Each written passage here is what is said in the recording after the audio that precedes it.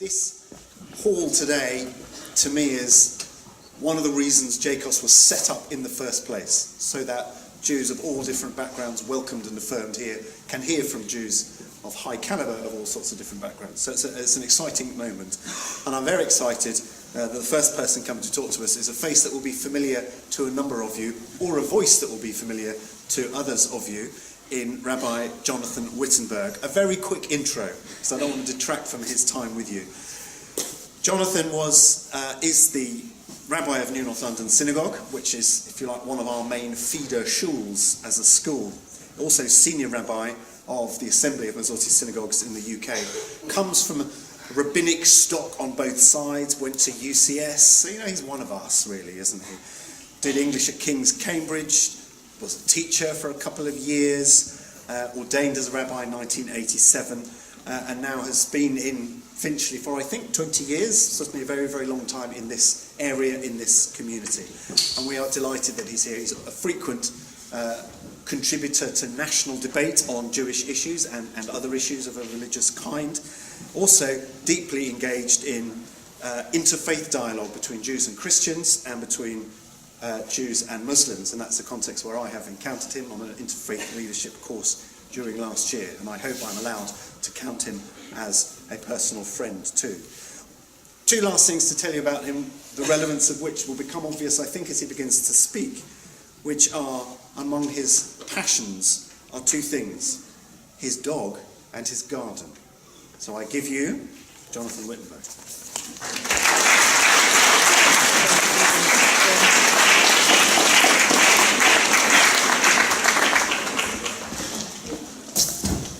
Thank you, Mr. Moriarty, and thank you for having me. This school has become, if not a school of choice for the synagogue, where I've had the pleasure and privilege of serving as rabbi for quite a long time, and it's absolutely lovely to be here. The month I was asked to talk about, the coming month, today is the first day of Rosh Chodesh, is the month of Cheshvan. It is the only month in the Jewish year that has not a single holiday in it. So talking about the holidays in Mar Cheshvan didn't really get me very far. Then I thought, no, it contains a date which saved my family's life, in particular my mother's life. That is the date of the 9th of November, Kristallnacht. Going back to 1938, my grandfather was interned in the concentration camp of Dachau. Had it not been for the courage of the British consuls there, the family would have perished. So I should talk about this date. And then, as I was reading the Torah portion this morning, I thought there's something I feel even more strongly, even more passionately about, and you'll have to forgive me, but I really care about what I'm going to talk about, and I want you to care about what I'm going to talk about, because I think it's a matter of actually life and death for all of us. So here goes. When you begin the Torah, if you imagine a Torah scroll in front of you, and you see the first word, Breshit, in the beginning, you have this poem. I call it a poem because I don't think it's a literal account of the days of creation. And 6 of them end with God looking at it all, and Vayar Elohim ki tov. God saw that it was good. The land, the birds, the fishes, the animals, the mountains, the hills. I think you'd agree. It's a wonderful world. It's a beautiful world. And in the autumn, when you come to school, we have the privilege of being outside the centre of town. You can see the colours, the leaves, the glory. It is a beautiful world. You're on now 5 columns of the Torah. You're about a yard in, a metre, I should say. And you start the story of Noah. And God has changed the divine mind. The world is to be destroyed. We don't really think about it, but what it means for all the animals but 2 is death by drowning. And that story of Noah, which used to be a fairy tale, climbs a little bit nearer year by year as I feel anxious about the fate of nature and the world, and what it is that we might do about it. And I just brought a bag full of things I care about. The first thing is, this is a rubbish specimen, but it's a bird feeder. I would imagine there are bird feeders around the grounds of the school so that you can watch as the birds come to feed. This one takes fat balls. You can get ones which take peanuts, you can get ones which take seed, and the good ones are not like this, but they have a defender on them so that the squirrels and the pigeons don't get the lot before the birds you want to feed get their dinner. Now, one of the things about the bird feeder which is really interesting is over the years you learn which birds come and which birds no longer come. I'll just tell you one which no longer comes. That bird is the collar dove. Don't know if you know the difference between a pigeon and a collar dove. A pigeon you see all the time. A collar dove is also grey, a bit thinner. Some of the pigeons do really well on rubbish and get quite fat. It's got a ring around its neck. It's a gentle bird. Why doesn't it come anymore? Well, you try and find out about its migration. The reason it doesn't come anymore is probably because the forests where it feeds in Africa simply don't exist anymore, so it can't migrate back anymore because they're dead. And you notice if you watch the birds that they're not there anymore. And this, perhaps I shouldn't care about it. After all, I'm a rabbi, I should be caring about Jewish people and education. I care about it because it's our world. And if one kind of bird is not there, what about the other kinds of birds that are not there?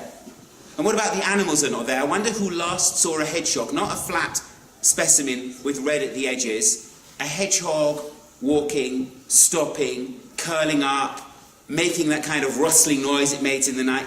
It's 2 years since I've seen a live hedgehog in London, or more.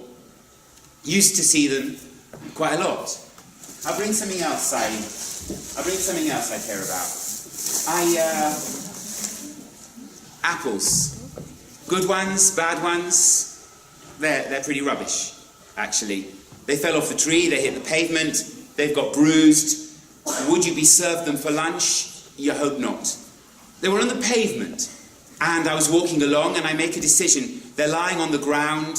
Shall I pick them up? The thing is, if you pick up a fallen apple like that, you feel a bit like an idiot, because you think people will see you, and they think, what is this person doing picking up a rotten apple? Either they're so stingy and so mean that they think they're going to eat it and not pay for their apple, or there's something wrong with them. But I thought about it and I thought I'll pick them up because I don't like the notion that there's something which a hungry person would have been so glad to see, and in our world, I'll just let it rot on the pavement because it doesn't really count. Apples are only the things you buy in supermarkets in plastic bags. So I picked it up. What am I going to do with it? I'm going to take them home, I'm going to cut out the rubbish, I'm going to put it in a juicer, I'll make apple juice from it, fresh apple juice, I'll take it to people in my community who are ill. Or if I don't manage to do that before Shabbat, I'll make it into juice and we'll drink it at home. But the notion that actually it doesn't matter, let it rot on the pavement, offends me because food matters.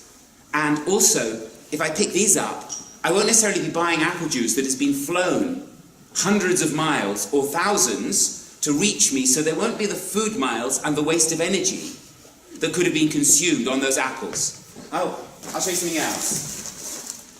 Small pumpkin. I didn't get it because of Halloween, I assure you. In fact, I was given it. I would have loved to have grown it. My attempts to grow pumpkins from pumpkin seed, I've got a packet because I try them every year because my wife likes to grow a pumpkin for the sukkah. I failed. It didn't come. It was useless. This one I was given. I was given it by a place which hosts parties. But they grow all their own things. They don't believe in buying in and having it sent. And so it's an organic, small, locally grown, locally sourced pumpkin. I believe in those things. And I probably shouldn't, but where is it? Yeah. I brought a jar of stuff. I probably shouldn't have done. This is homemade compost. So the rubbish food, I actually know that other people here in this school do the same, and their parents or families do the same. The rubbish food gets chucked in the back of the garden on a heap. It doesn't go in the bin, so it doesn't create waste gases.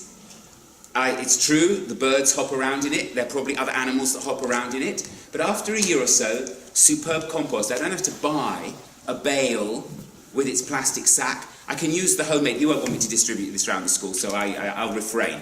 Okay? I wouldn't have been past bringing in a sample if I'd had any also of the horse waste that I take from the local farm to grow things so they thrive. Now, I guess why bother?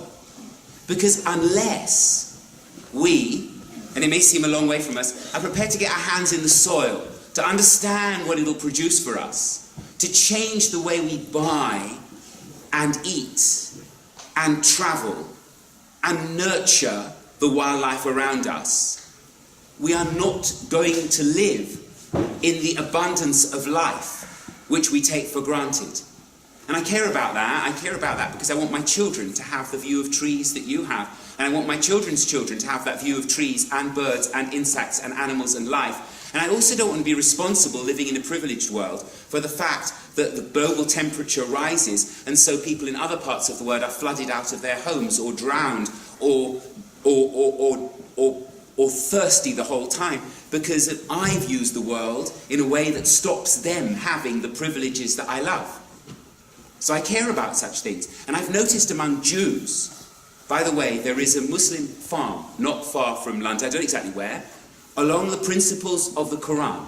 In other words, the earth is seen as God's earth, the animals as God's life. There is a Hindu farm which specializes in caring for cows and selling their milk, and the cows are allowed to live out their lives. They are not slaughtered for meat later on. That's a principle of Hinduism. There are several Christian farms. There's no Jewish farm yet. But people are now having the enterprise to do it. They say there needs to be a farm where spirituality, land, earth, getting your hands dirty but your soul's rich, those things have to come together. And I'm going to support that. There's another scheme which is closer to home. I bet some of you have got gardens, or your grandparents have, where nobody uses the land. So why not have a core of young people who know a bit about gardening, who'll grow things there organically, provide company for lonely people, and then you can sell the produce as locally sourced, locally produced, organic fruit and vegetables in communities, synagogues, schools. I think that's amazing. And what it does is it makes us conscious of the wonder of the world so that we don't destroy it. Before I finish, one last thing, which is, I did use plastic bags. And I admit to being careless. But when I go, as I will on my way home, to buy chalot for Shabbat, in two of the bakeries, I suppose it'd be advertising if I named them, two of the kosher bakeries, they will see me and they'll say, no plastic bags for him. Because I've walked in very remote parts of this country, in the far north of Scotland, along beaches which is really hard to access. You have to walk for miles to get there. And when you walk along that beach, every yard there is a wasted plastic bag on the ground, just lying there. And a piece of plastic rope, and a milk carton, because the tide washes them out of that area of the sea into this particular beach. And the animals and the turtles and the fish, they don't know the difference between a plastic bag and something edible necessarily. So they eat them and they die. I want to kill as little other life as I can. That's why I changed my mind when I read the story of Noah. I thought, I don't want to talk about Kristallnacht, although it matters to my family. I want to talk about getting one's hands involved in caring for life. And the opportunities will grow with your generation more than mine to actually make your own food, to have it locally, for it to be projects in schools and as you grow up, for there to be farms which relate to synagogues, which relate to communities, so that we do less of destroying the earth and put less poisons in the land and more life in the land. If we could, every year we begin the Torah again.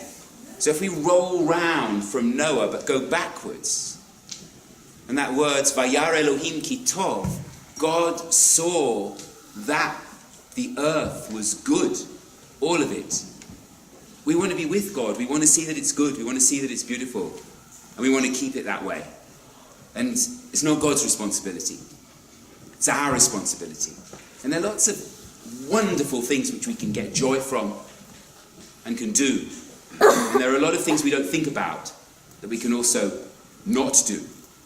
I care about these things, and I want you to care about these things as well. And not necessarily now in assembly, but at any point in time, I'm glad for feedback and to point the way to things that we can and I think ought to be doing. Thank you for having me, and Shabbat Shalom.